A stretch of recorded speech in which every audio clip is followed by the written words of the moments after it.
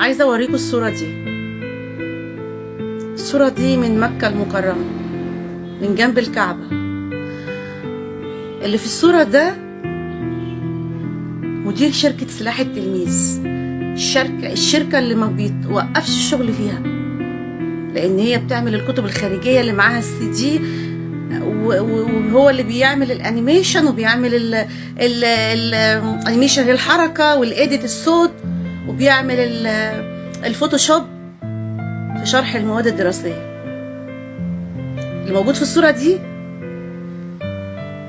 اللي 13 او 14 سنه يروح له كبير وصغير جوه العيله وبره العيله يقول له عيب، عيالك كبروا وبقى اطول منك. حبيبه اللي كانت في كي جي 1 و 2 بقت في ثالثه ثانوي علوم، يعني خلاص بينها وبين كليه الطب خطوات. حنين في اولى ثانوي عام داخله على تانية ان شاء الله علم علوم. احمد تانية اعدادي.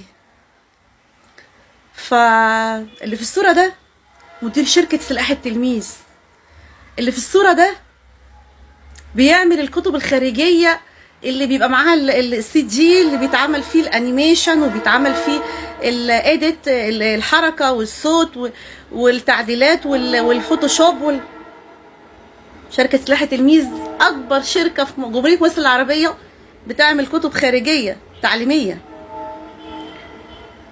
اللي في الصوره ده بيقبض 14 15 الف جنيه مينيمم، غير الحوافز وي. اللي في الصوره ده متفق مع الشركه ان هو يفضل مش على قوه الشركه، يفضل شغال بعقد ودي عشان محدش يطالبه بنفقه في المحكمه.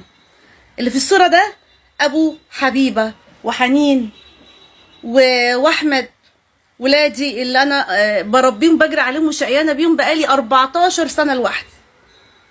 كل جنيه صرفت عليهم مسامحاهم فيه، كل جنيه صرفت عليهم مش مسامحاه هو فيهم. مش مقدرتي، مش استطاعتي. عمره جوه مكه المكرمه، جواز، خلفه، مروح، مجي، فلوس.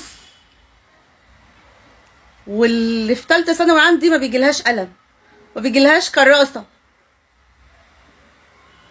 واقف قدام ربنا بتقول له ايه؟ مش مسامحاك.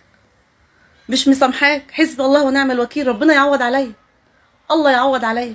كل جنيه صرفته على اولادك مش مسامحاك انت فيه، انا مسامحاهم هم فيه، لكن انت لا، انت بختصمك عند ربنا. اللي بيقولوا لي ام الايتام ليه؟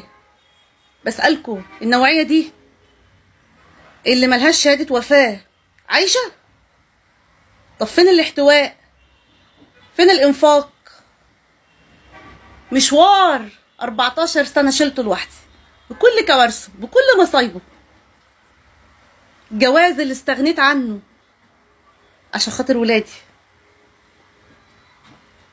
كله عند ربنا. هنزل اروح المطعم، اللي عايز يا جماعه يساهم معانا في الاطعام بتاع المطعم هيلاقيني على البث المباشر كمان نص ساعه. الله يعوض عليا ويخلف عليا بالخير.